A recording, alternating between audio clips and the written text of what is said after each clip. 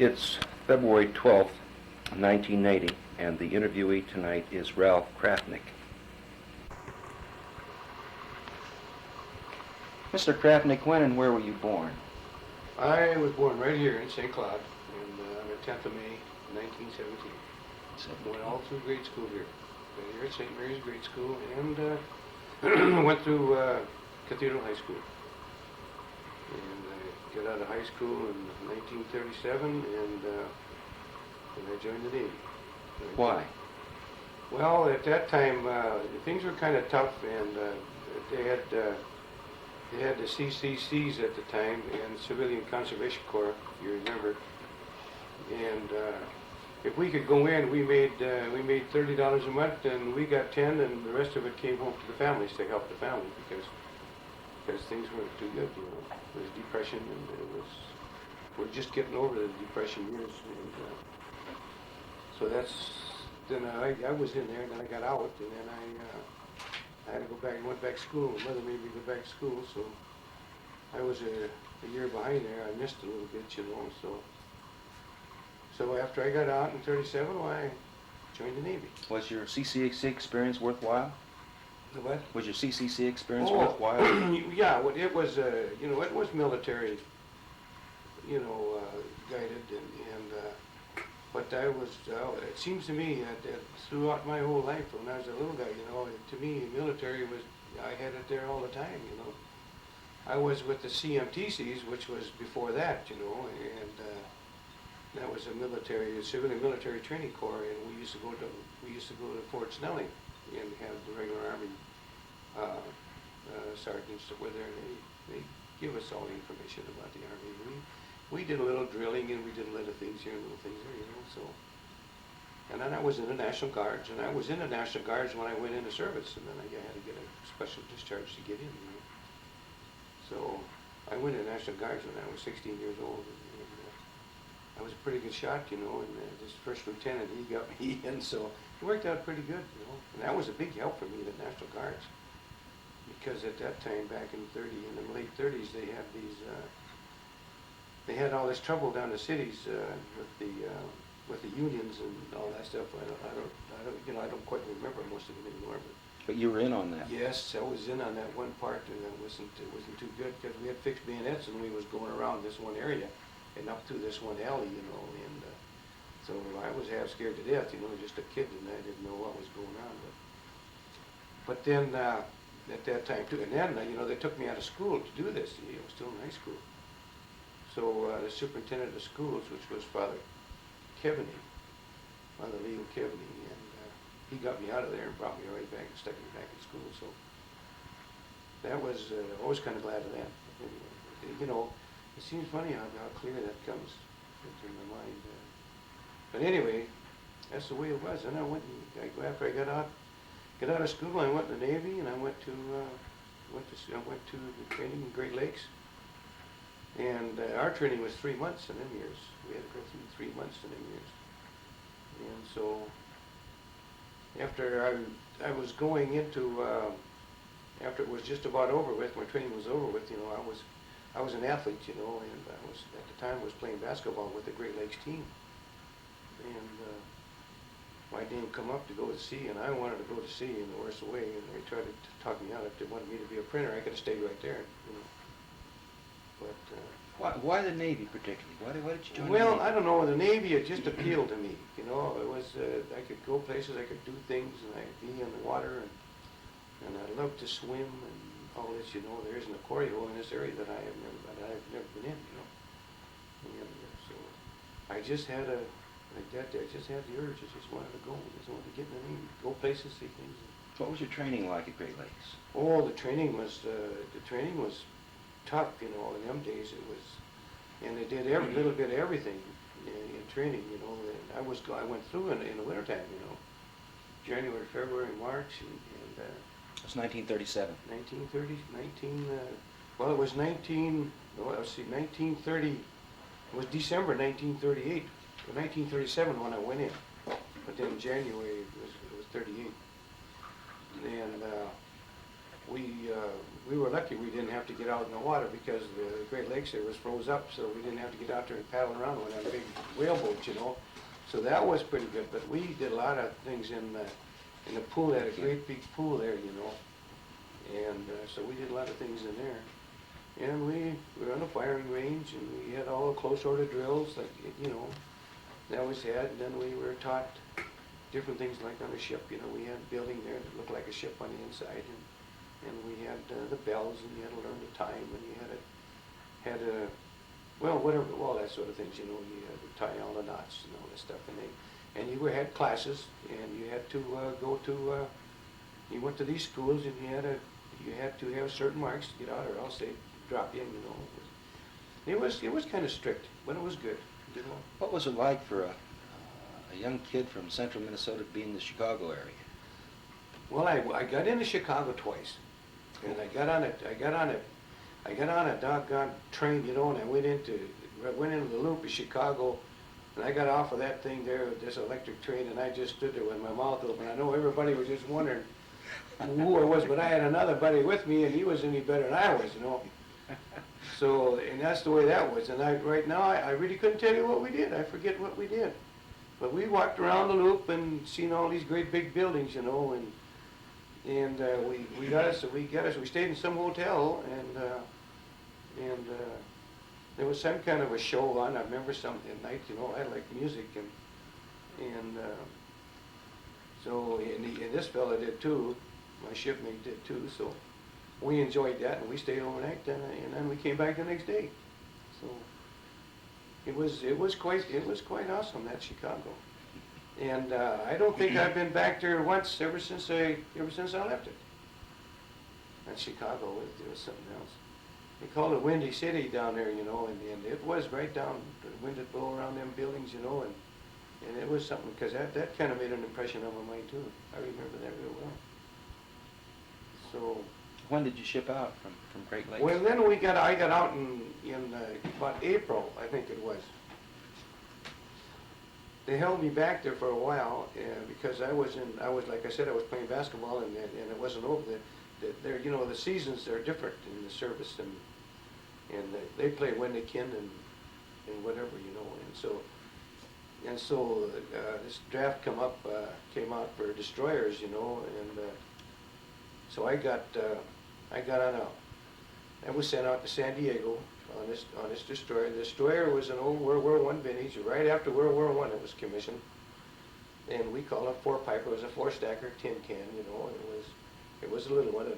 We only had about 92 guys on it, you know. But we had 4-inch guns on it, and we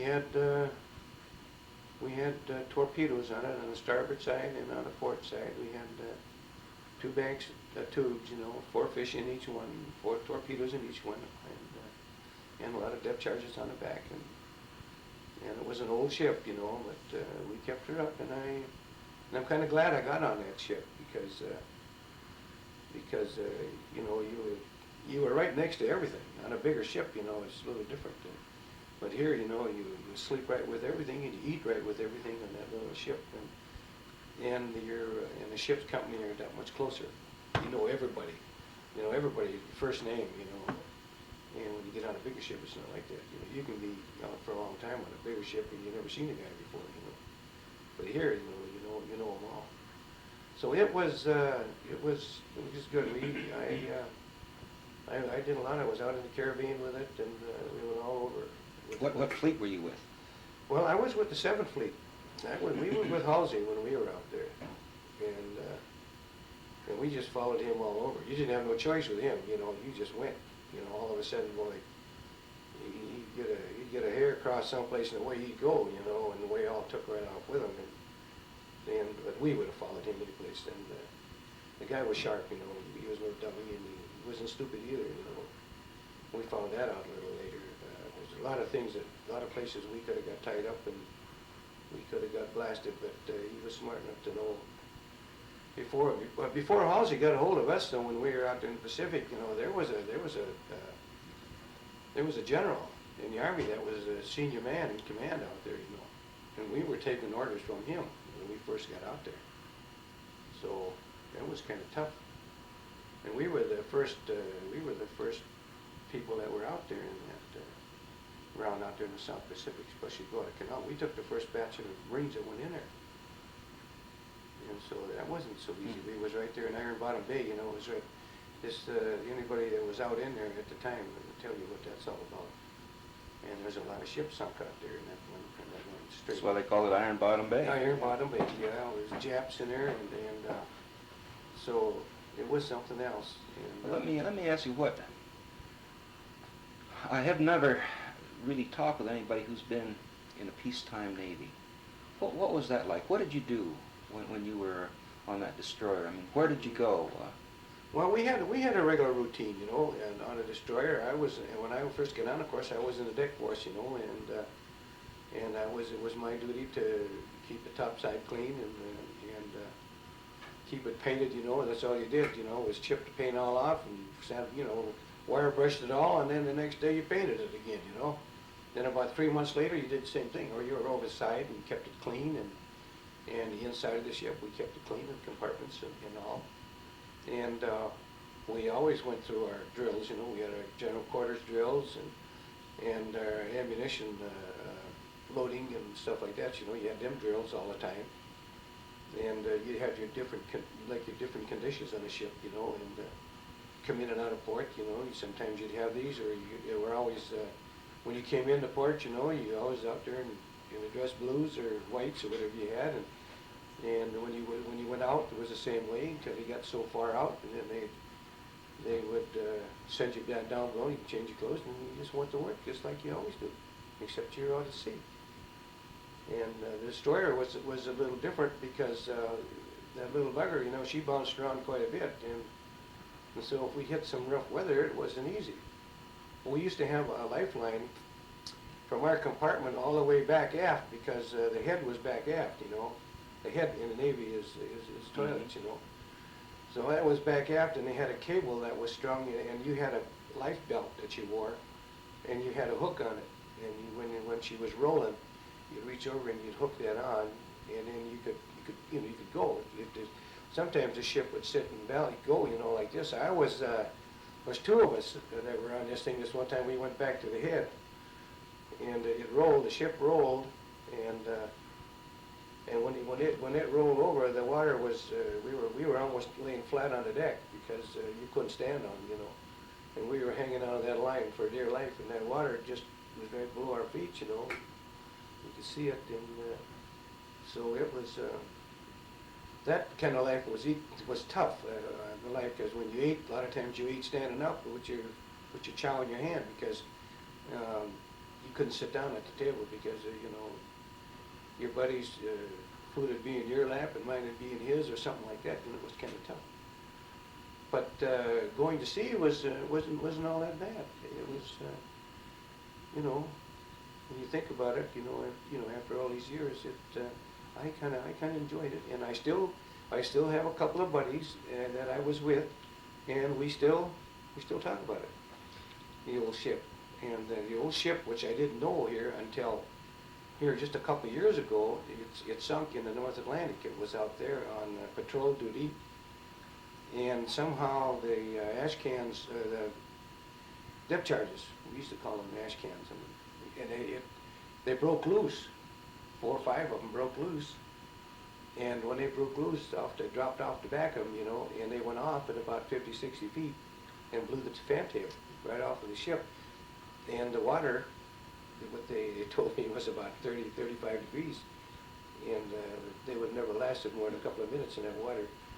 But the Ramapo, a big tanker, happened to be right there, and they called for help, and they came alongside, and they took everybody out, and there wasn't a guy who even got his feet wet.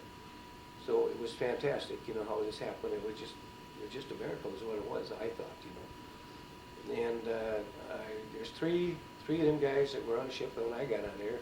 We were all recruits together. We just got on the ship. They're back there in 38. And these guys stayed around on that ship all that time. So the destroyer was a hard life. But the thing about the Navy is once you get on one of them destroyers, it's hard to get off. Because there's not too many people who make a destroyerman, you know, and once you get in it, they like to keep it. So, and I was on 3 of them. I was on 3 destroyers. Is there a certain sense of esprit, of togetherness, in the sense that I'm proud I'm on this destroyer rather than one of these comfortable ships? Yes. It is something else, you know. We may squabble about amongst ourselves and things, but we come back into port in San Diego, or we get up into Long Beach, or if we went to Bremerton. You know, whenever we had something major to be done, we went to Bremerton, up in the Navy Yard up there, and we would stick together. You know, you get a larger ship. They were their Class A uniform was strictly Navy. You know, in ours we had ours cut like we wanted. You know, we had the bell bottoms, and you know, and we had our jumpers cut and our pants cut, you know, like we wanted them, you know, and you really could get dressed up. But with the other ones, you had the old dress blues, and they just hung on you like a gunny sack, you know, and it was just something else. So you consider yourself kind of an elite group? We did. We really did. And you could always tell whenever a destroyer, when the guys that just came in from been out to sea for a while, and you could always tell them when they hit the beach, when they got off, you could always tell them they're on the ship. You know, your feet was a little spread apart, you know, because sometimes you didn't know which way the deck was going to go. So you know, you just get used to it. And the first couple of blocks, you can always tell the guy that first come off. You know, you can always tell them sailors, and that's the way they'd walk. You know, they walk a little funny. And but then, of course, when the bigger ships come in, these heavy cruisers and battleships would be around. We always had a rough time with them guys because they always had to have that Class A uniform on, and it had to be strictly regulation, you know, and we didn't have to be that way. And in San Diego, well, that was destroyer town. That was ours. So we could run around with our hat on the back of our head, you know, and we never had to square our hat, you know, and because our shore patrol people which are, you know, like a military police, like an MP in the Army, and so we could get away with that kind of stuff.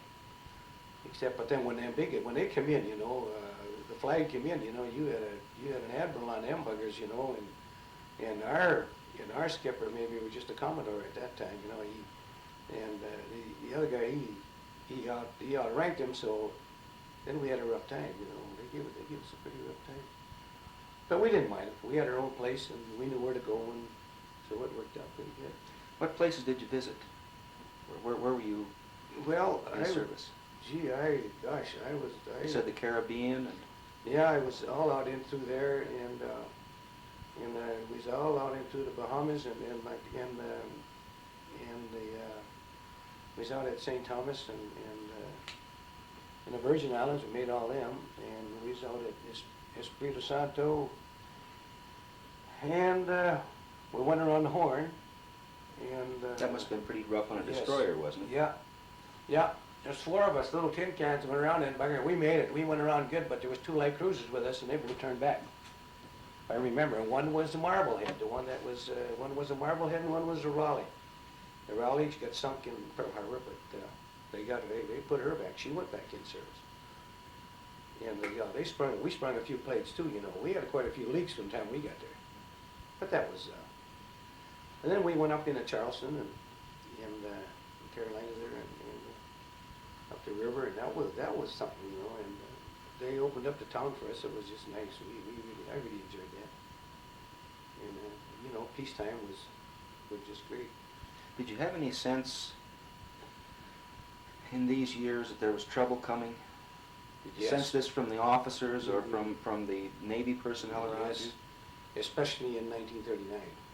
We really at the time that's when I got off of the destroyer, which was a stroke of luck too. I got off and we was up in Bremerton. The destroyer was in Bremerton.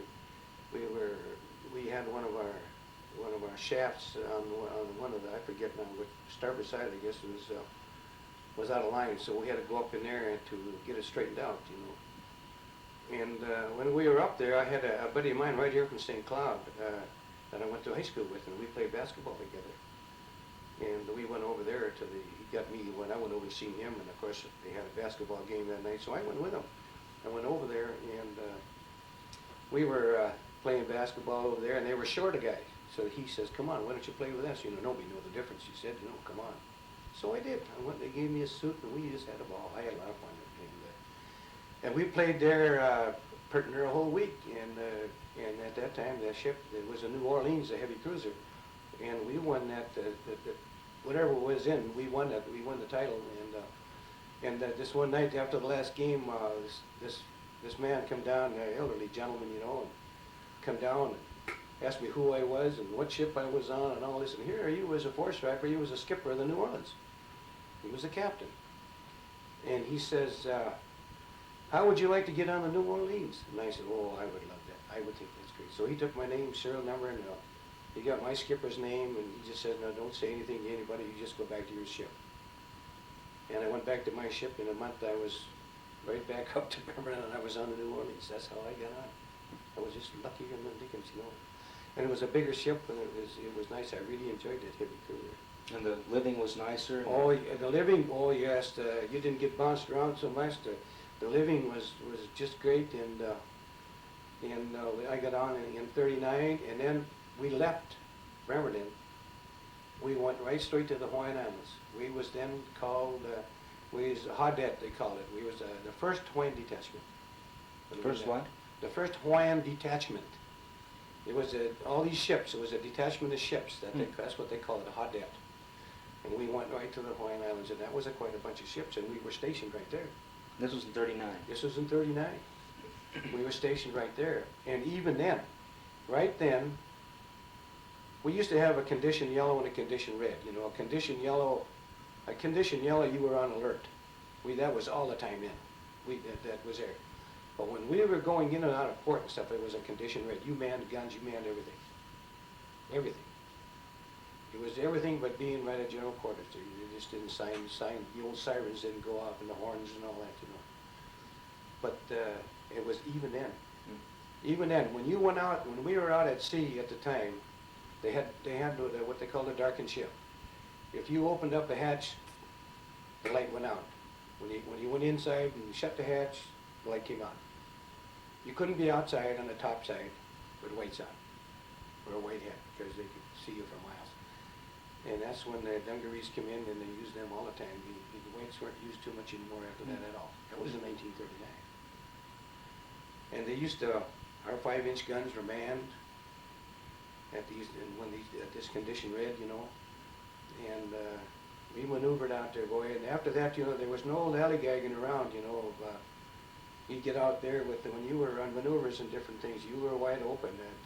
And I was in the fire rooms at the time, so I know they really worked us over. And boy, and then we can make that 30, 32 knots like nobody's business. You know. What was your job?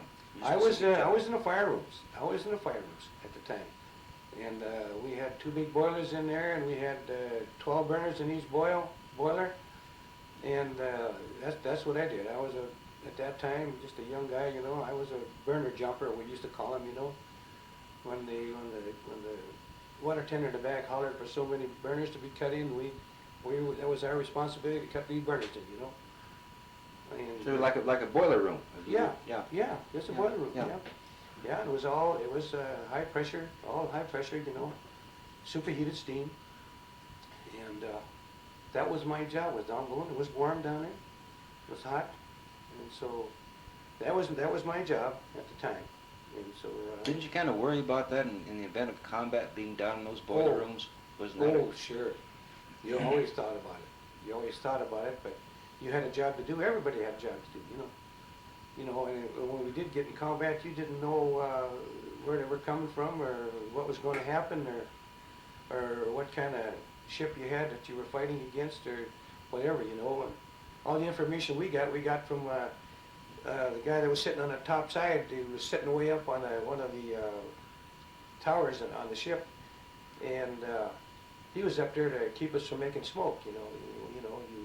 If you didn't cut them burners in just right, you know, you'd have a blotch of smoke, you know, see. To let any possibility know where you were. Yeah, sure, you know, you can catch us either white or black smoke, you know. We had to be real careful about that.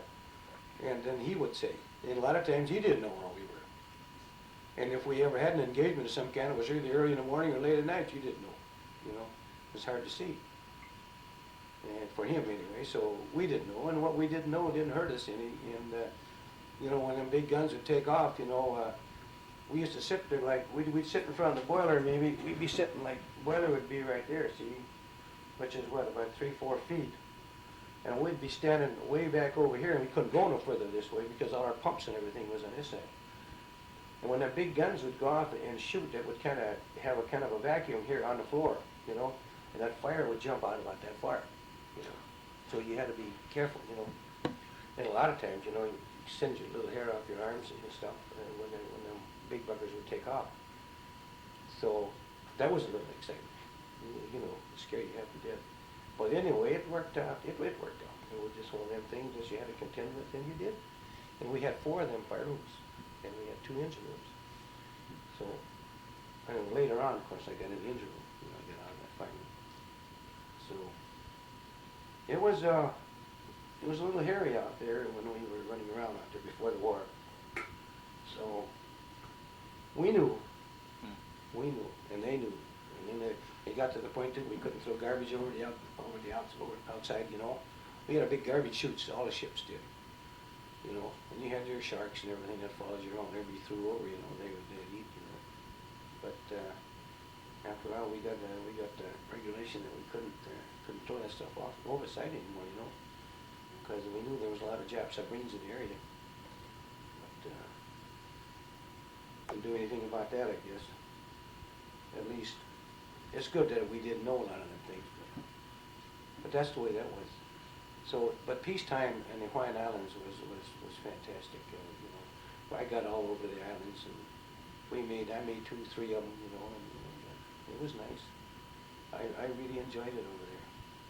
But after the war started, you know, that was tough.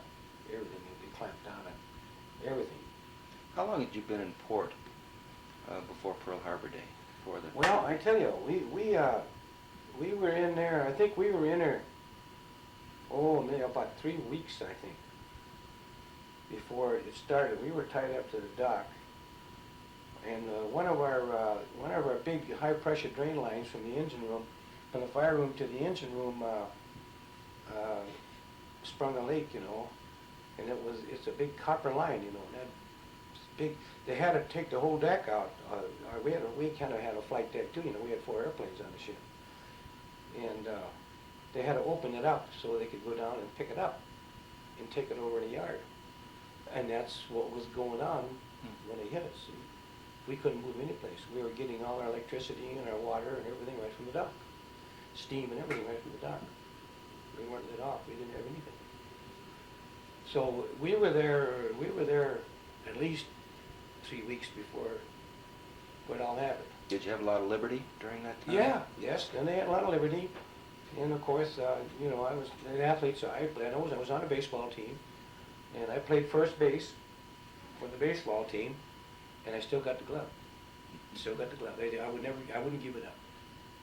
And you ought to see this, the darndest thing, you know, in them days, what gloves are compared to what they are now. Now, you know, first base glove comes from here to here, you know. Like a basket. Yeah. But now, they're not like that when we were playing. And we always had to play in the morning out there. That's why at the time of the attack, you know, I was on the top side playing catch, warming up for a boat to come around and pick us up to take us over. We was going to play the Utah. And at 8 o'clock in the morning, we had the game. They was going to take us over to the IE landing. So we could play ball. You know, you couldn't play in the afternoon. It was too hot. It was the center again. So that's where we were when the day. You were on deck. Oh yeah, it was on the top side. We had red and gray suits, and it was about 3/4 of it was red, and the rest of it was gray. You could see us for 20 miles. And baseball uniforms. Yeah, baseball uniforms. I ran around in that baseball uniform for almost 3 days. You know, we didn't want to go below because we didn't know what they were going to do or what was going to happen. And what was your first clue of what was going on? Well, when we were up there playing catch up on a deck there, and all of a sudden these planes come in, you know, and they were diving. They hit everything at the same time, you know. And Ford Island over there where the Air Force was, they really got plastered.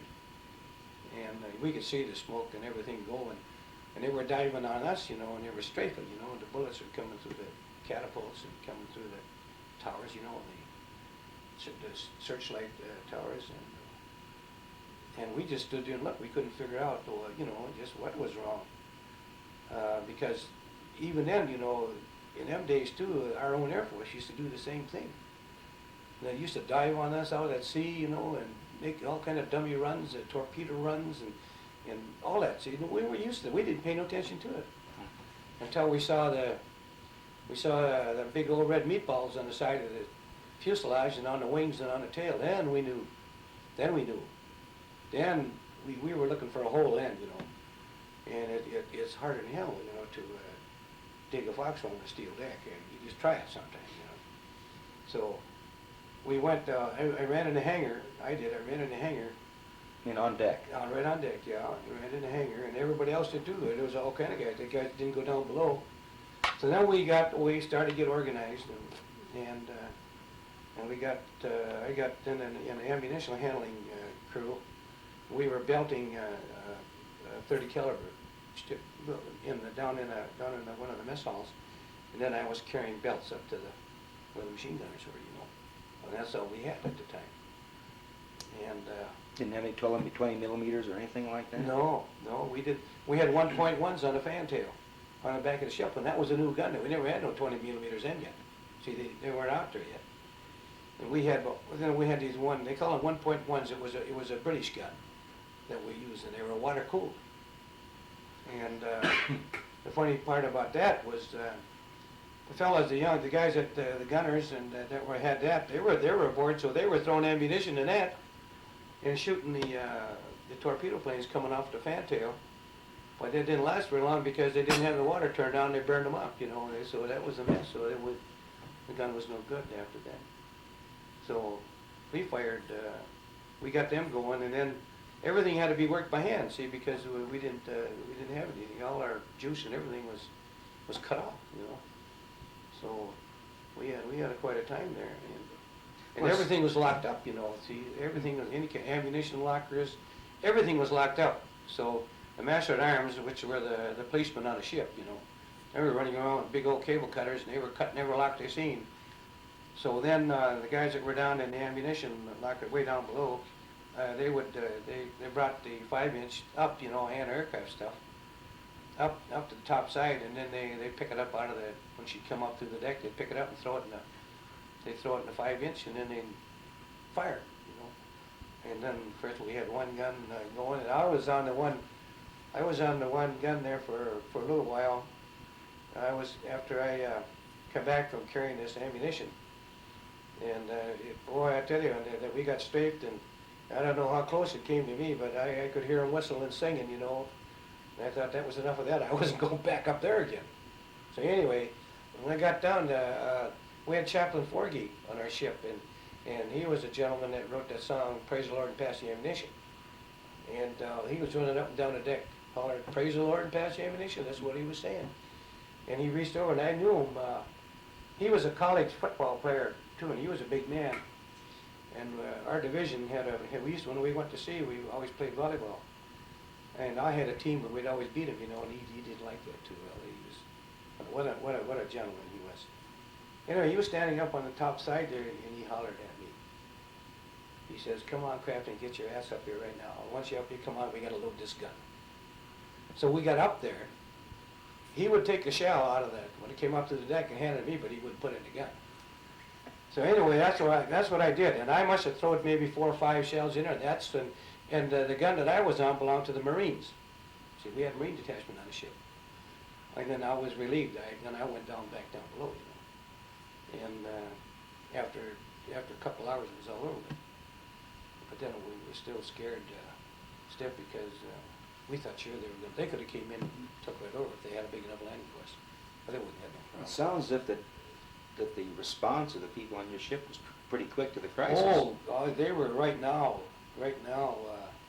I remember this master at arms was out there, and he had a 45. You know, they all wore 45s, and he was out there firing that 45 at him. You know, so that's what it was. You know, and this buddy of mine that was on the Nevada, he was a cook on the Nevada, and these torpedo planes, off the fantail of the ship, when I was back there, when they were coming right over the sub base, and he was so close, you know, I could look just like I'm looking at you right square in the eye. That's how close he was, you know. And the Japanese plane is Japanese planes coming right over the water. I seen him drop the fish and hits California, you know, and the Oklahoma and Nevada, and you know, just raised can with him. But anyway, he was running over to the spud locker and he was throwing potatoes at him when he come by. You know, he had to do something, so that's what he was doing. He felt better. And that's funny too. It really wasn't funny, but it is now. You know, there's so many incidents, just like the Ogallala. And anyway, then the Nevada took off. See, they went right straight up straight through the channel. And the Japs, they got on that Nevada like you wouldn't believe. They thought if they could sink it right there, that would be the end of everything. But they didn't. They didn't do it. And they went off to one side, and Nevada did, and they beached it. They got it on the beach. They got it off away from everything, and they beached it. And so we always said, you know, that the Nevada was the only ship in the United States Navy that abandoned ship when it was on the ground. You know, so. And then of course they got off the ship. Most of them got off the ship and took off. And, well, some of them stayed on and manned the guns, you know. But the captain gave orders to man the ship. Was your ship badly damaged? No, we had a lot of holes in the stack and stuff, and we had a wooden deck, you know, and that was all splintered. But outside that, no. Nobody hurt or nobody killed? No, we didn't have. I think we had one guy that got hurt. Outside that, we didn't have anybody.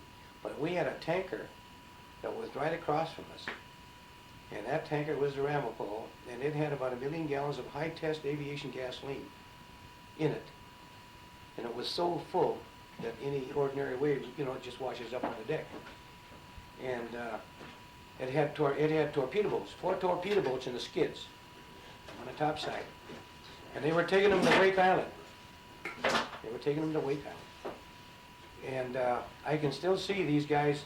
They were up in them boats firing them 50 calibers. They were up and they were firing them buggers. So that was, I can still see them do that. And we had, about a week before, we didn't have too much ammunition because the San Francisco was right next to us on the other side of the dock. And we took all our ammunition over to them.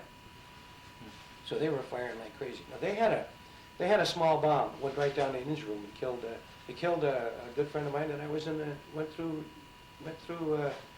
recruits, you know, back there in 38, in December, in 1937, 38. Yeah, he and I were real good buddies, and we went through the training together and killed him. And they had a few casualties at Frisco. And Frisco was a real good fighting ship. I think it's got more battle stars than any other ship in the Navy. We were the second, I think. The New Orleans was the second. We was in just about every major engagement there was. Anyway, what happened after the attack? What did you do then? Well, after it was all over with, why that night was a bad night. We had a bunch of B-24s coming in from the States, and you know, these fellows that were on that radar, they knew that there were Japs are coming. You know, he had reported it all, but they said that these ships are coming in from the States, and that's what they were, but they weren't. Anyway, that night here they came in, and of course they weren't manned, and they were no armor at all, you know. And they came over, and so when they were ready to come in the land, all hell broke loose. I don't know how many we knocked down. You know, some of them even landed when they were running out of gas. You know, that was as far as they could go. So that was a real mess. You're talking about the B-20. Yeah, the B-24s, right? Yeah. It was a B-17. Knocked down by friendly fire. We did, yeah. And tracers, like you wouldn't believe, and then after we were firing and stuff, the officer who had the officer of the deck at the time, the loudspeaker system would say, "Take cover," because that chaplain that was way up on top, you know, was busting up there, it was all coming down. So that could hurt you too, you know. See, and you could hear it singing and whistling, and you could hear it when it hit the water, you know. So it was that night was a bad one. That was scary, because we thought sure that they were going to land, you know. We figured that they had a landing course. they went back, they took off. That was something. But the Army were on a stick too at the time. They had all these sampan, all these fishing boats there, you know, the Japanese did. And they knew all about all this stuff. You know, they really knew. They did. And they went to sea. And in case of, you know, any of their pilots and everything, had to bail out and hit the water. They go pick them up, you know, and then they figured that when they come back in, you know. And so they came back in, and when they come back in, they let them come in so close, and then the artillery from that was sitting there on the beach, you know, up in the hills that they had that right in there, they just blasted them all right on the water, everyone. Well, these were Japanese national ships? Yeah, the Japanese, they were fishing boats and stuff. But they flew the Japanese flag and everything? Or? No, they were just an ordinary boat. But owned by Japanese in Hawaii? Yeah, all Japanese, yeah. And they, so just in case they thought, you know, they were picking these flyers up and coming back in, and they didn't let any of them come back in. They just stopped everything. And the Japanese were, you know, they're pretty sharp. They had their cars and stuff that they had right when it started. They all had the cars, and all of the large, the highway, the arterial highway that went straight through. The travel points around there, they had all these cars of theirs. They piled them right up in these corners, and then they got out. So they tied up everything. Well, after it all happened, then they had barbed wire all over, and you had to have, I don't know, it was really something. Nobody walked around at night. If you had a light on at night, any place, they shot it out. There was no. And some of the Japanese ran into these sugarcane fields, and they just light the fields. If they got out, fine. If it didn't, that was all right too. They didn't care. They really took a beating. Some of them were, you know, they were Americans. Some of them. And we really, of course, we really didn't know. But it is something, you know, how this grows on you, you know. And kids, even my kids give me such a hard time because I'm so prejudiced, you know. And because I wouldn't trust one as far as I could push a building. I have no use for them at all. And right now it seems like it's that old wheel starting to come back, starting to change, and here we go again, you know. And so I can see it, you can see it, everybody can, you know.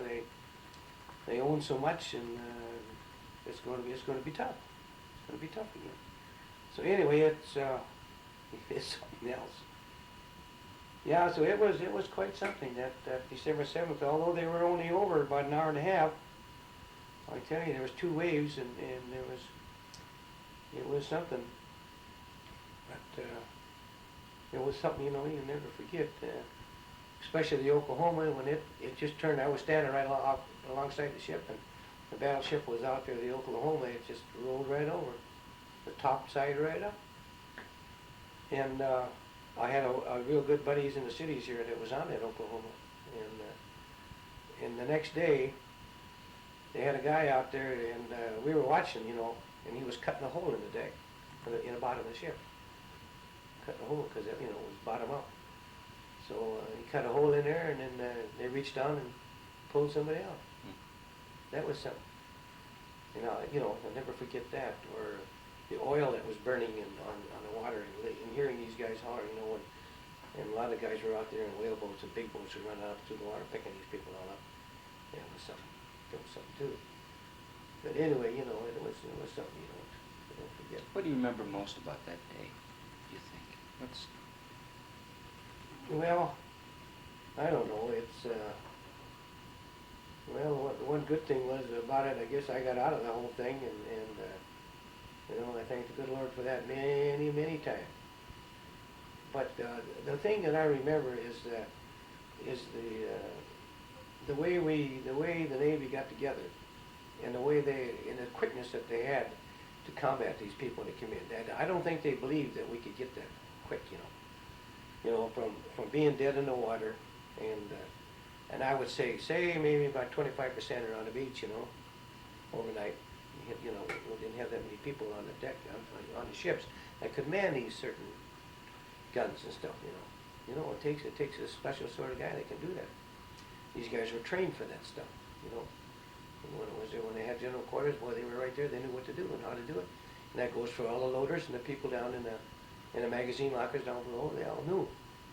And it was really something to see them. And when after that second wave came in, oh, they just powdered them. It was just something to watch. You know, they just let them have it. And our ship, we couldn't do too much because we didn't. Most of our ammunition was on the San Francisco, and so whenever they do work like that, you know, and they're welding and things around, you know, they get all that powder and all that stuff out of there. The fear she'd blow. So I think that's what really impressed me most was when that second wave came in. There was they didn't have us buffaloed anymore. They were just in there and they were just firing like crazy. It was just something else. They really let in. We knocked down quite a few. A lot more than what they figured anyway. Did you ever have any, in later years, any bad dreams about that day? Yeah, yes, sir. Yes, I have. Yeah. Every once in a while I wake up, you know, it was that oil burning and them guys hollered at that oil, you know, and you couldn't get to them, you couldn't see them or nothing, you know, and yeah, you dream about it, and about about the attack and that first plane that come over, you know, and he flew right over my head, right over it.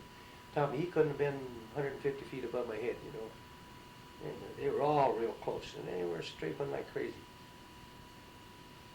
Yeah, you don't forget some of that stuff, or how we were all huddled up in the hangar there, just you know, just waiting for somebody or something to say something, somebody to do something, and so we could all get going. Once we got organized, and it was all right. Once we got organized, then we didn't have no trouble at all, you know, because a lot of the officers weren't there either. So it's mostly enlisted men and chiefs who were. Yeah, chiefs. Mm-hmm. Yeah, we had a chief. We had an old chief warrant officer. It was boats, the chief boatswain that was on the ship, and he kind of took charge of that butter. That old dude was sharp. He knew. There was some first lieutenant that was up there, and he was hauling orders, and he told him to go down below and get the hell out of the way. I never forget.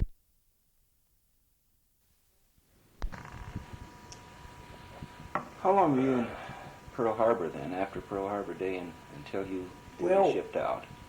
We were in Pearl Harbor about another 10 days before we got everything back in. And it was 10 days, I think.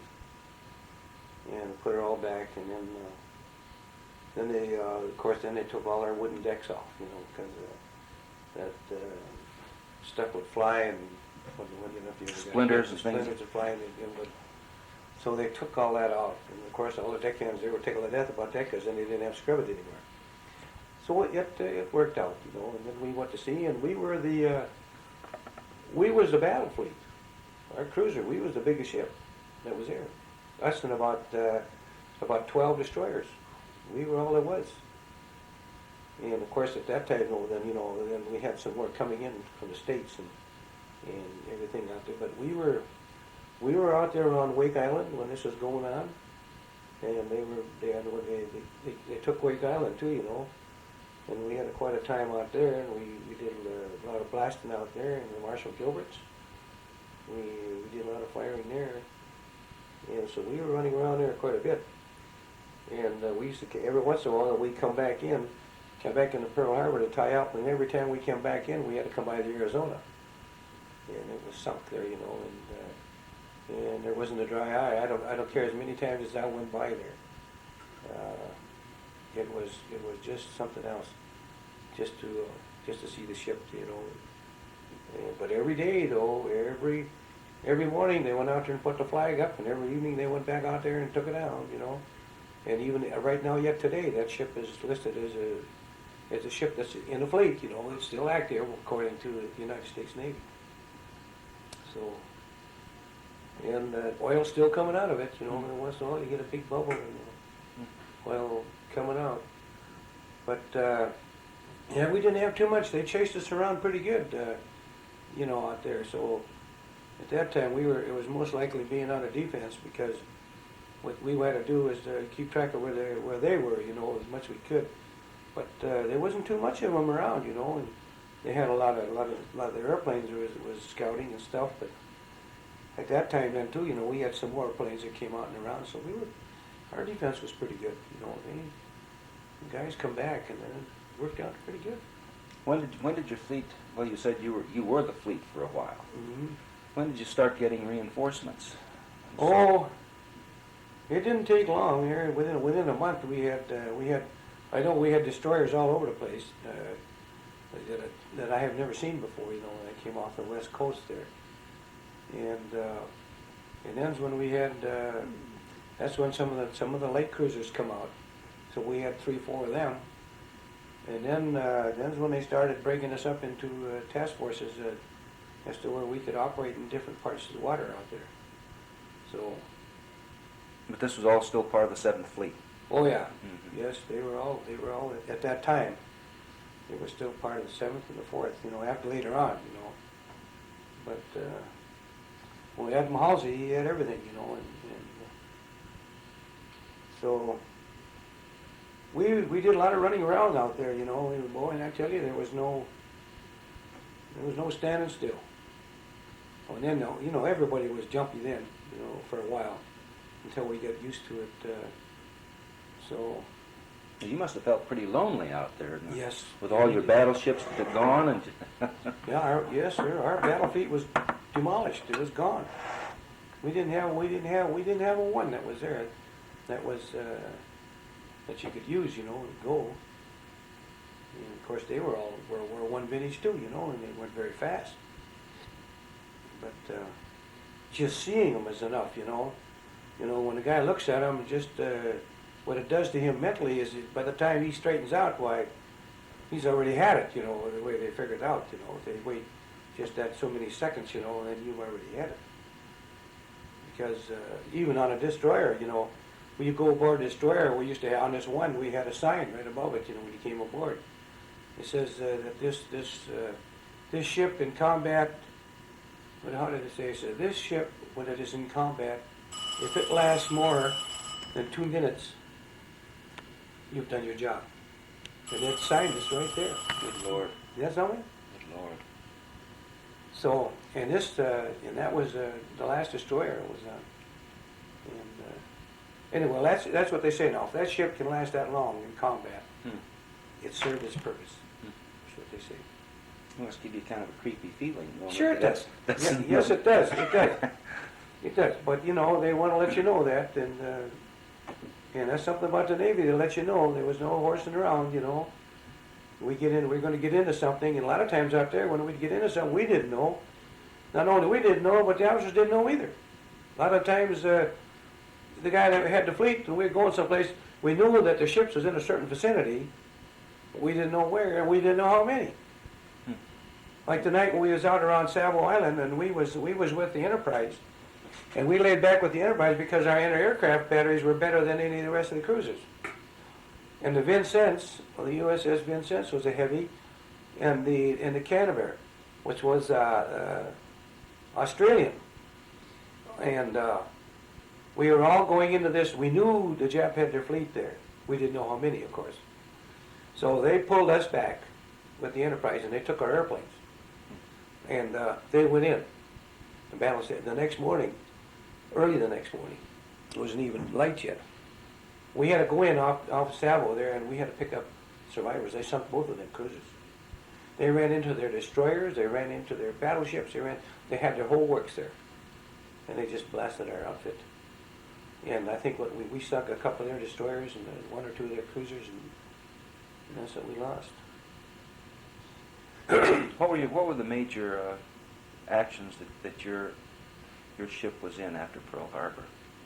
Well, so you were at Guadalcanal? Yeah, we was at Guadalcanal, and the ship was at and the Marshal Gilbert's was at Wake. We was in the Coral Sea battle, and it was in I don't know what was that other. I don't know. There was another big one, but the Coral Sea was the turning point. That's when they ran in and they took all their ships back. Were you at Midway? Yes, we was at Midway. Yeah, we were. Yeah, we were at Midway. Well, you know, we had these 8-inch guns, you know, and well, we could sit out there and just bang them, you know. But then when we ever did them, we got in closer, so our 5-inch could reach them too. See, and then really powder them. Boy, now that was something sitting down below listening to all that. Not knowing what exactly was going on. We were told, you know, what we were going to do, and it came down over the phones and said that this is what we're doing, this, you know, so we would know. That helped. That helped. And So it learned, and the next day, of course, you get out there and boy, and there's empty shells laying all over the place, you know, and you wonder, gee, it was.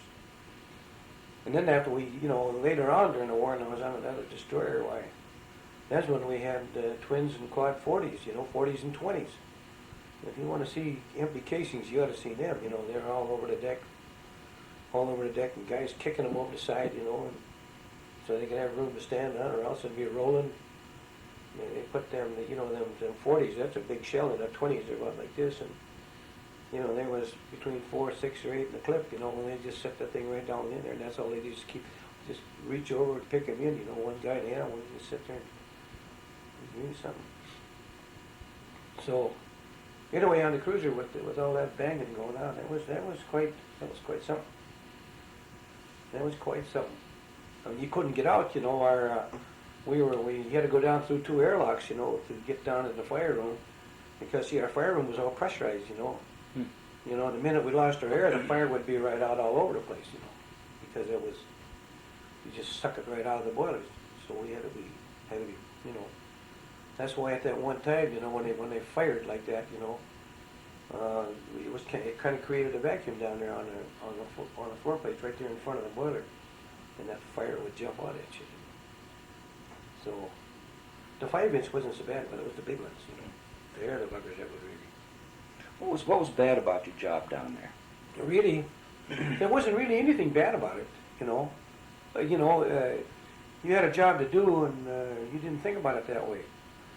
There wasn't really, of course, you know, the bad thing about it was, of course, there was a fire, and the oil was hot, you know, and you get burnt by the oil. And but outside of that, though, you know, you did your job. It all just worked right in place. It wasn't anything really bad about it. I kind of enjoyed it. I liked it. I thought it was great. I suppose you'll get a different opinion from somebody else, you know. But I had the job to do, and I know that if I didn't do it, somebody else is going to, and they're going to have to put somebody else in there, and then that kind of make me kind of sore, because if they'd done it, because I was good at it, I liked to do it. I was good at what I was doing. There was only one other guy that could run these burners faster than I could, you know. And he was a little Polak from Pennsylvania, and I never will forget it. Anyway, there wasn't really anything that I didn't like about it. What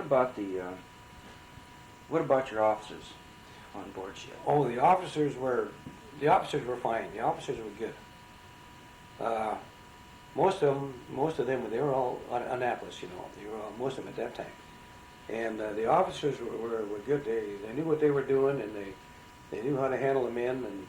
And of course, you had some that really didn't and couldn't, but they got along. They got, you know, they were fine. There wasn't anything that you know, that, especially in engineering where I was at. They were all engineers. Sure. Oh yes, they knew what they were doing. See, and you could talk to them. We had a full commander, Commander Oliver. I'll never forget him. He'd be right down in the fire room with us, you know. Wanted to know how we were doing and how things were going. And he was, you know, when we were down there, you know, we had chief petty officers right down in each fire room, right with us all the time. Had chiefs in first and second class, and all the way down to a recruit. Of course, when you recruit, you know, they usually stood back and just watched, you know. Then after a while, when they thought they could handle it, why, whenever we'd get out where it wasn't too rough or there was nothing going on, they'd let them get on the burners, you know. And then, of course, you know, you'd go so good with one burner, but then when you had to change burner barrels, you know, you had to pull it out and put a bigger nozzle in them, you know, and throw it in so you get more oil in it to make more steam, because when they opened up the throttle, you know, boy, that your old steam gauge go down, you know. So you had to be real careful about that. You had to keep your steam at a certain point, you know. So, but the officers were fine. They didn't have any problems until later on, when we got a lot of these 90-day wonders and stuff like that. A lot of them guys come out of some big cooperation, you know, something their dad was something, so they came in as a commander or captain or a full lieutenant or something. Now they thought they were quite something, and so it created a little problem then. But outside that, your regular officers, they were great. They were great. Are there any particular tensions involved in being, even even in a large ship, you got all these men living together constantly. Are there any were there any problems in that direction? You know, just the fact that you're with the same people on the same ship all this time? No, there wasn't any problem there at all. Everybody got together, and like I said, you was in a compartment, and if you had your job in that compartment to do something, you did it. And if somebody else had to do it for you, the senior man in there, he made sure that you wouldn't do it, that you would do it the next time. There would be no horsing around, you know. And cleanliness was really something, you know. Boy, if we ran out of fresh water, we were out at sea, we took showers with salt water, you know, and we had salt water soap. And I tell you, you'd better be clean, because if you didn't, and we would do this by ourselves. If we had a guy that was stood around there for 4 or 5 days, didn't take a shower, we took him up there, and we had a kayak brush, and we'd fix him. We'd give him a shower. And they wouldn't do it again, you know. I tell you. And that guy who we did it to made sure that everybody seen him in the shower, because that's the way it was. And same way with your bedclothes. You had to be sure they were clean, and if they weren't clean, somebody would be there and rip them off. And boy, if you didn't have that clean stuff on there that night before you went to bed, he was hurting. And that's the way it was. That's the way it was. And you kept your lockers clean, because if you didn't, you know, they had cockroaches there too, just like any place else. And you know, if there was some cockroaches in somebody's locker, boy, all his clothes would come out and be laying on the deck. And he had to scrub it all out, and his clothes, the whole deal, before you put it back in. Well, they were real fussy. And you know, when you're close together like that, you just have to have something like that. But outside of that, we didn't have any problem. You could go take a shower and leave your wallet on your bunk or anything and go, when you come back, it was all right there. But afterwards, when certain other kind of people got into Navy, then you couldn't do that anymore. Yeah. We never had a lock on the locker. Never had a lock on the locker. But after that, then you had to start putting them on. This was late in the war when you started. Well, they wouldn't be draftees, would they? Well, yeah, there was draftees. Draftees? They would draft a certain amount. Some went to Marines and the Army, and they you know. Oh yeah, yeah. So then you had to be careful. Then you had to watch, you know. You had to watch out, and even then. But if somebody got caught stealing was bad. If you got caught, oh man, they'd get you out of there right now. What kind of disciplinary problems were there on board ship? Well, there really wasn't. What the guys sometimes, you know, would go out and they'd come back.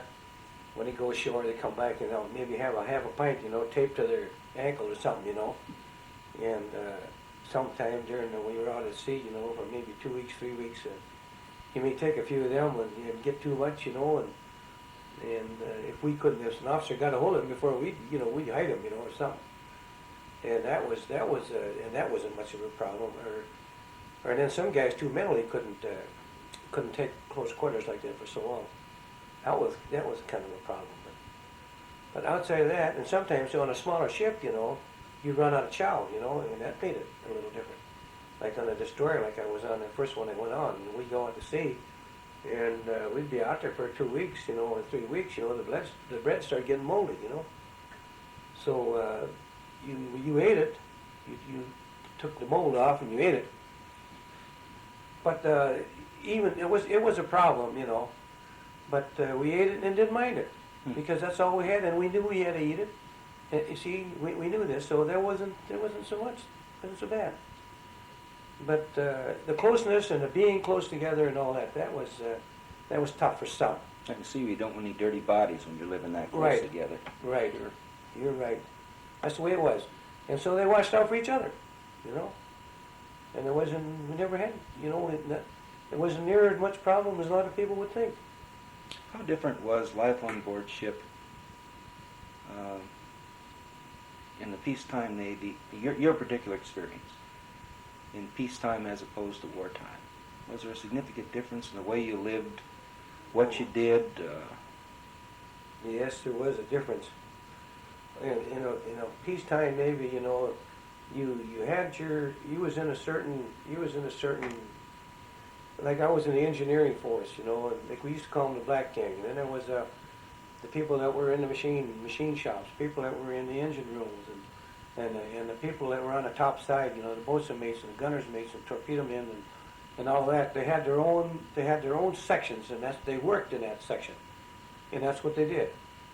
And you had a certain job to do, and you did it, and things were fine, you know.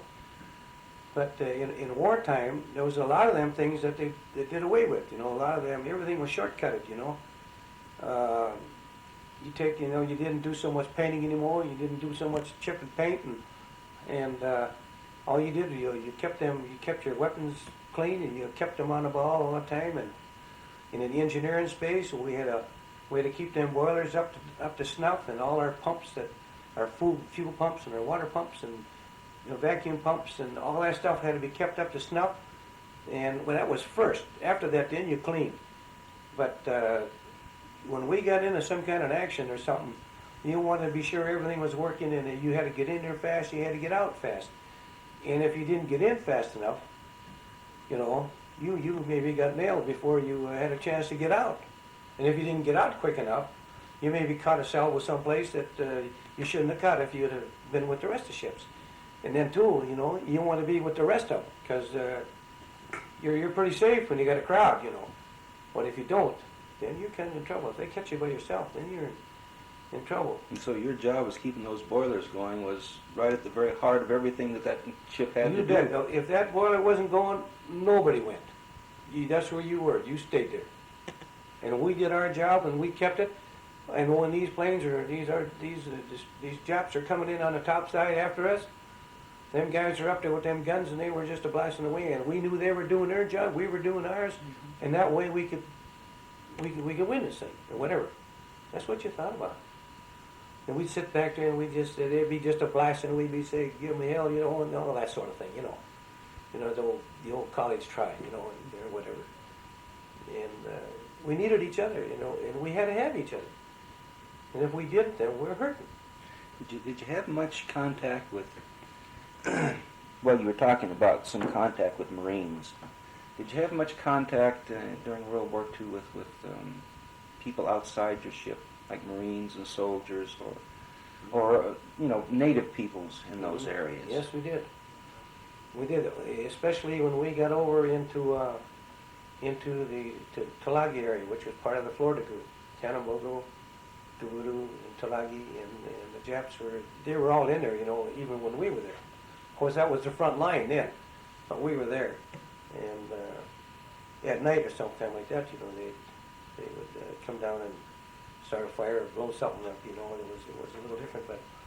But we had, on the base there, we had Marines, and there was Army personnel there, and we got along just fine. We was with a lot of Australians. We had Australians with us. The Aussies were all in there, and they was a sharp group, and it was fun, watching them walk around and doing their little thing, and it was just great. The Marines, of course, were a little different than these combat Marines, and you were with one of the divisions, or so, like we was with the 4th at that one time, and they had just come back from Bougainville. And they tell you some gruesome stories, There was survival. That survival. There was no horsing around, with them guys, and they tell you, and they're armed to the teeth, boy. It's fantastic, and you can always tell too. They get a little moody. You can always tell after they're back for a while out of action, like say maybe 3 weeks to a month when they come back. And they get back and rest in one of these areas. Then they're fine. It's great. You can go and talk to them and everything. But you get about 2 weeks before they're going to make a jump, before they're going back in the action. They not too much activity, not too much talking. And it's just like they do here, like in football game, basketball. You got to psych yourself up for the thing, Yeah. And this is what they do. And then they have certain classes, and they have these officers come in and talk to them, And over there too, at the time, officers didn't wear no insignias, no nothing, You didn't know who was a private and who was an officer, because they lost too many of them, Sure. And so the first guy shot was these officers. They didn't wear they didn't wear any. They were all grubby, They wore some of the damnedest clothes you ever want to see, But when they buckled up, boy, and they went in, there was no horsing around. You wouldn't hear a thing, Everybody's there that one day, and then you go the next day, that whole works is gone. Whole works is gone. And when they left that one time off of Tulagi, I never seen them after that. I don't know where the devil went. Or you know, what island they hit, you know, they had come back off of Bougainville. But the one that I remember the most, because I was in on it, was when we first went to Guadalcanal. We took the Marines in and dumped them off, and we got out of there real quick, you know. It was dark, you know, so, you know, Japs are all over the place. So we got out of there, and they did a real good job, you know. They pushed them Japs all over back in there, and then they relieved them, to relieve them. So somebody else went in and took the Marines off and put the Army in there, So the Army were in there for about a month and a half or two maybe. And we all had to go back in and take the Army out. The Japs had come back and pushed them right in the water. And then we had to dump the Marines back off, and then the Marines went back in and cleaned them out. That was, and then too, it is hard, you know, when we took them in, the Army, when we took them in, they took their own food and everything with them, you know. We had a lot of food and stuff, and it was in crates, and we had these great big nets, these, you put all this stuff in the net, and the net was full of these big corks and stuff, big corks, floaters. And we'd throw all that food in there, see, and then they would get in there, and then that would float ashore. And that's how they got it. That's how they got their food. See, now that I remember. And I remember too. I was sitting right on that side of the ship when these two officers. I think he was a 1-star general or a 2-star general, and a couple of colonels that were in there, and they wanted our captain to lower a boat to take him in. He says, "There's your troops over there." He said, "That boat's going to stay right where it is. So you want to get over there, you just get your ass in the water and get over there." He said, "Because we ain't going any further, and you better do it pretty quick because we're getting out of here." And that's the way that was, you know. And everybody was on a schedule because when we were in there doing this, the Japs, they knew we were there. You know, yeah, they had observers all over the place. So anyway, that I remember they were throwing crates of potatoes in the water, and they would float. They floated, and they went into the shore. Tide would take it in, I guess. Yeah, I guess so. So anyway, somewhat I could hear him when he hit the water. You know, it was too dark to see. Anyway, that's the way that was. So it worked out. I guess it worked out, and that kind of bothered me too. You know, thinking, Jesus, you know, there are guys, you know, on our side, you know, and we're doing that to them, you know.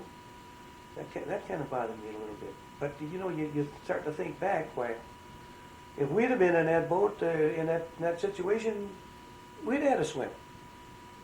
We'd have had to do it. So anyway, that's what that kind of stuck with me for a while. To think that you do that to your own people, you know. But I'm sure that's happened all over. You know, I don't care where you were. Yeah, those ships have to be saved. Yeah, you know, and they took the Marines off, and that was a battle-weary bunch of guys. Oh, Christ! Well, you couldn't even talk cross-eyed to them guys in there. They're fighting right now. They're really something. What was there to do when you weren't working on board ship? Well, when we were then, you know, you could write letters, you could read, and things like that. It wasn't otherwise sleep. You know, sleep because you're on. Sometimes you're sitting down there below, and when you get on general quarters, you stay there. You don't get out of there. You know, you stay right there until it's over with. And then when it's over with, it may be your turn to have the watch, and you're going to have to still stay there. But then it's usually 2 hours off and 2 hours on. See, I see. That's the way they did it. 2 off and 2 on, you know. And then you'd swing them at midnight, you know.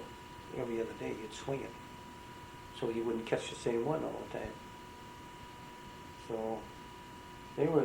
Yeah, it was good. The ship itself was just fine, you know. Getting on the ship, that was great. The duty was good on the ship. And then when they got on the beach, it was a little different. Then you were under another command, and everything was different, you know. What was there to do on Liberty? Well, where did you go on Liberty? Well, I was a bug. I had a camera, you know, and I took pictures like crazy, and So that's what I did. If there was any place around there that was worthwhile seeing, sightseeing and stuff, I was there. I was there. And if it was a place way off, someplace I couldn't reach it, we'd always find a guy with it. They had a horse or a donkey or a cab or something, and this buddy and I, we'd hire him and away we'd go. What places did you visit on Liberty? Well, I tell you, the one that was really interesting was in Port-au-Prince in the Haitian Islands. You've seen it here a while back. They had that father, what the hell they call him? Anyway, he was the guy that they just run off the island. Oh, Papa Doc? Papa Doc. Mm-hmm. That castle that he's got there, you wouldn't believe it. It was just absolutely fantastic. It was all white and it was just beautiful, just shiny, and people were running around with nothing. Hardly no clothes on, and they were poor, and their housing was bad. We got into some of that, and I took a lot of pictures, and all the guards were 6-footers, big guys, and I had pictures of them guys. And so the Port-au-Prince, I remember that. That was, and then when we went to Espiritu Santo, which is it's a French. It was a village here, and it was all French. And it struck me funny, coming from Minnesota, and going over there, and these people are all black, and they're all talking French. Now that kind of hit me because I didn't think black people could talk French, at that age. Sure. That's funny, And a lot of people give me a hard time about that, but that's the way I thought about it. That gee, these people all talking French, and now that's something else. This is in the West Indies. Yeah. They were all talking, and the Fiji Islands was the same way. That wasn't too far away from there, I think it was too far. Sometimes you wake up in the morning and you're at a different place, you didn't know where you were. So anyway, that was that. And they had a church, Catholic church, it was way up on top of the hill. And you had to walk all the way up there. And it wasn't quite a ways. So I went up there, and I went in, and the benches were just a 2x6, nailed on some more 2x6 straight down, no back, no nothing. And that's what how this side of the church was. And it was dusty, the wind blow and was something. And we did talk to the priest too. I'm forgetting where he came from. But that was interesting. But the Virgin Islands, St. Thomas, was that really impressed me too. Because when we went in there, you could see in 100 feet of water, the coral down below, was just kind of white, and you see all the fish swimming. It was just beautiful, That really, I really thought that was something else. So that was really something else. I enjoyed that. Outside of that, there wasn't too many really places that we. I don't imagine you got off ship too much when you were in a combat zone. No, we really didn't. No, you stayed pretty close. And everybody, I didn't want my buddy to go, because when I looked over there in front of that boiler, if I didn't see him there, I would wonder where the hell he was, because we could handle that job. We knew what we were doing. And if you had a new guy over there, it was a little different, Or even if you knew the guy, you'd know that.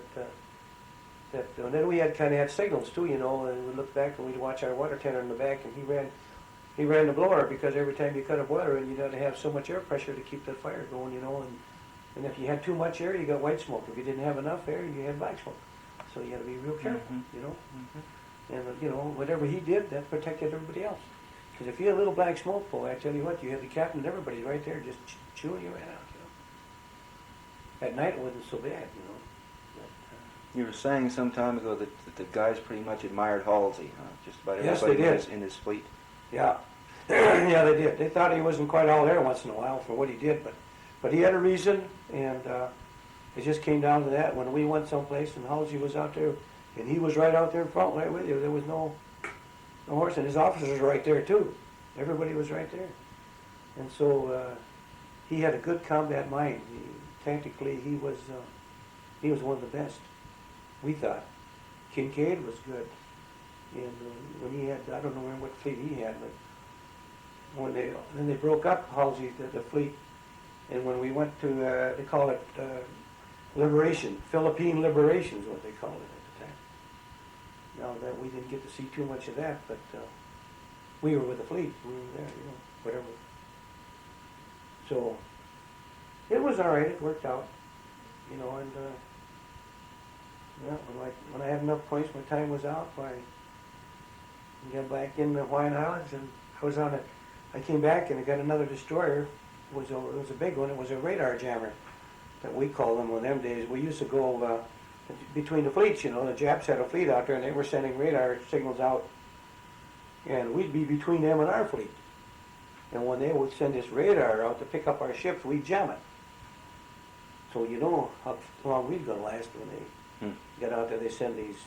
And that's when we had the kamikaze in. We never got hit by one. But after we got through with that part of it, we came back to Panama, and well, that was an interesting place. I went through there 6 times. Through the canal? Yeah, through 6 times went through the canal. I went through it with the first destroyer, the second, the last destroyer was an heavy cruiser. Went through with all the ships. Well, now that was interesting how they did that. I took an awful lot of pictures of that, and it was something else. How they would fill up these different areas where they'd pick you up higher and higher, and they'd bring you back down. Well, it was something. It was really something. It was interesting. I thought it was all right. Were you in the Navy also during Korea? The No. Korean War? No, at that time, then I was in the Army then. Oh, you were in the Army. And then I got out. I came back, I got here, and I was recruiting in St. Cloud in the Navy. And they had what they call a V6 program, which was a reserve program. You came out of the Navy with what rating? I came out of the Navy as a first-class machinist mate. And I was recruiting here. And I was recruiting for the Navy, and they disbanded the V6 program, so they sent me a notice that I was going to have to report to San Diego on a destroyer. See, they're hard to get off of. Well, I said, well, the hell with that noise. So I just, what happened? Then the next day, I think I got a call from the colonel down in Minneapolis in the recruiting station, and he asked me to come down, so I went down there. So he just says, he said, well, he says, you recruited for the Navy, he says, and I like what you were doing. I had another guy, and he was going to go too, but he didn't, but I did. And he says, I'll tell you what, I'll give you rate for rate. You come in and you go to our school. Our school is in Fort Lee, Virginia, and then you go back, and then you go to Chicago. That's why I went back to Chicago, to Fort Sheridan, and then we'll send you right back to St. Cloud, and you can recruit. Yeah, but I says, can I believe you? Your word pretty good, You got my word. You got my word, Ralph. He says, you just do it. So I went home and talked to the wife. She says, and in the Army, when I move, the family goes, they move everybody. They move everything, So I went through everything, and I went in. I did it. I went in, and my gosh, sent me right back to St. Cloud. When I get back to St. Cloud, I'm in an Army uniform. Now that was something. I got a picture about it someplace. Oh, you Master Sergeant? Yeah. I'd never heard of anything like that before. Yes. And I stayed here for 3.5 years, And Korea come up, and so that worked out just fine, And I did 3.5 years here, and I could have stayed, I was doing pretty good, doing real good. So the colonel down there was saying. And so, but then I got an ulcer. And I had a hard time just drinking water. So Doc Ears at the time was a doctor, and he told me either we're going to have to cut on you or you're going to have to get out of here. So I went home to the wife and told her about it. She said, well, you better get out of here. So that's what they did, and they sent me in the engineers, see. And so I went to the engineers, and I went to Texas. Sent me down into Texas. I forget the name of the little town down there. Mineral Wells, Texas. So I was down there about 3 months, and they had housing on the base, and here come my family. Oh, sent them all down there. All done. They gave me the time, put the kids in school, and the whole deal. It was just great, So we stayed there for quite a while. Quite a while. I mean, year and a half, I think, or 2 years. Year and a half, I think it was. And then we got orders to go to France at first. Then I was in It was a Scarwaf troops, is what they called it. That was Special Category Army with the Air Force. The Air Force didn't have any engineers, so they took them out of the Army, stuck them in the Air Force. We wore the Army uniform, but we were fed, paid, and housed by the Air Force. What'd they call that again? Scarwaf. It was a Special Category Army with the Air Force. I see. That's what it was. And nobody ever heard of them either. And so anyway, then they changed their orders. They changed them to Newfoundland. Newfoundland. So, well, that was fine. That was good. So anyway, then what happened, we had to pack the family up, send them home, send them back here, you know. Wife was from right here. And all the kids were here. Then we had, what, 3, or 2 boys and a girl. And I went to Newfoundland. Got over there, and then the housing opened up on the base, and I sent for them. Right up, we had housing on the base. It was just great, you know. We had schools right on the base, and we had everything. Everything was just right there, except the Catholic school was outside. And then we had a bus. Engineers, we had our own bus, and then they would bus them out to the school. And I stayed there. I stayed there till ¡56. And then after that, I went to Fort Benning till '59, that was the end of my career. Now, you and I were at Fort Benning at the same time. Is that right? Yeah, I was there in '58. Yeah, I was there in '59. I was in a Special Troop Command. Oh, I see. And I worked with the Post Engineers. I was a steam and gas mechanic for the Post Engineers. Had my own truck and everything. I had her made there, and I liked the job. It was a very good job. And I did a lot of, like, over at Kelly Field. You remember where that's at? Mm-hmm. I was over at Kelly Field. That was brand new, and I had all the mess halls. I did all the maintenance and all the gear that were in the mess halls, all your steam kettles and all your ranges and all that. That was all mine. And the steam under the buildings and everything. That was I did. I had a couple of these rebels with me, you know, that come from Alabama, and I was down there 3 years. And I tell you, these rebels are kind of hard shelled, if you remember. And there was a couple of them I was with all that time, and they still wouldn't really talk to me because I was a damn Yankee. Mm-hmm. And there was a couple of them invited me right in their house and fed me and everything, and my whole family. So then, and at that time too, I had a little problem with the first sergeant, and we won't get into that.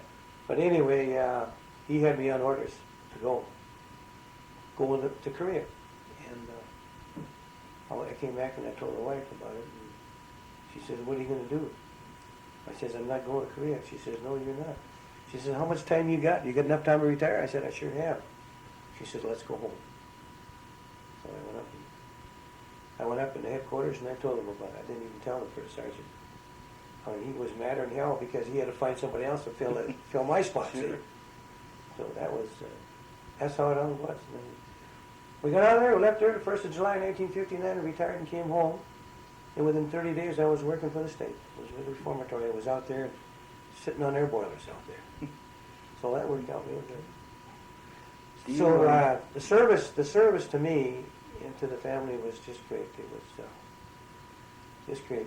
I had a little girl born in Georgia, and I had a boy born in Newfoundland, and it was great. The military was very good to me and my family, and it's a time in my life I'll never forget. No regrets. No regrets, not one. Not one. I'll miss it. I tell you, if they would call me, I'd go right now. If they would ask me to go, you know. I thought an awful lot of it. And, well, it's just like life, just like any place else, you know. You run into some of the finest people in the world, and then you turn right around and you run into a bunch of yahoos that don't know which end is up. But that, you know, when you tie them all together and it all comes out on the end, you know, you're just about hit it. It's going to work out.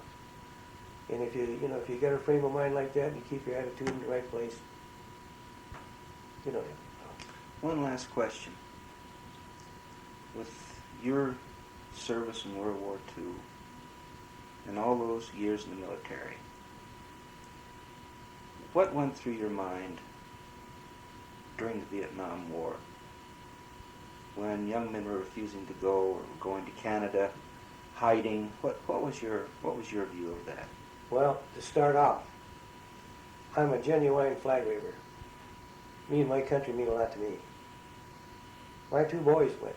I had one over there. And I tell you, that didn't go too good to me. And I'm attached to, I'm a strong member. I'm active here with the VFW. And there's a lot of us. And I tell you, when these guys went to Canada, it hurt me right to the quick, you know, to think that somebody would do it. Mm-hmm. They would even do a thing like that. And of course, it was just something. We'd get into more arguments about this. But then after it was all over with, you know, we thought, well, that's good. They can stay in Canada. But then we get back here later, and President Ford, he wrote a letter, and he let them all off the hook. That's what really hurt. That's what really hurt. Now, how can he give amnesty to the people? He gave amnesty to Nixon, didn't he? Yeah.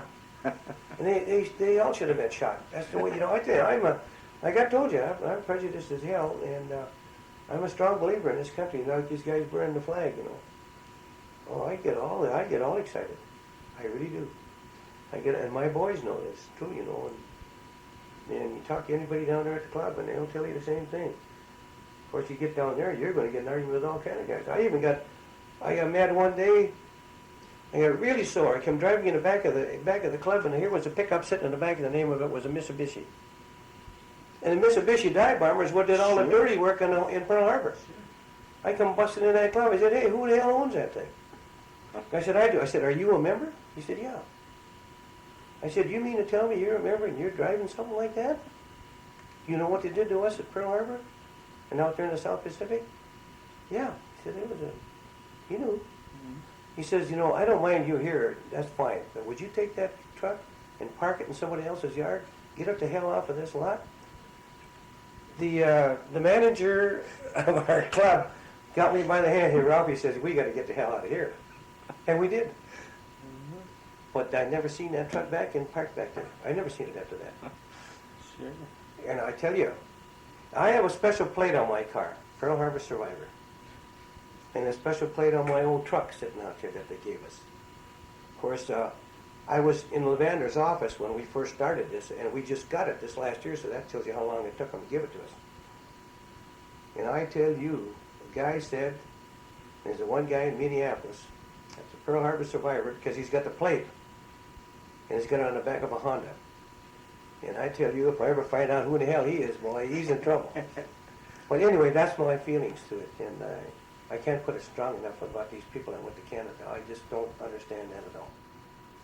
I just don't understand.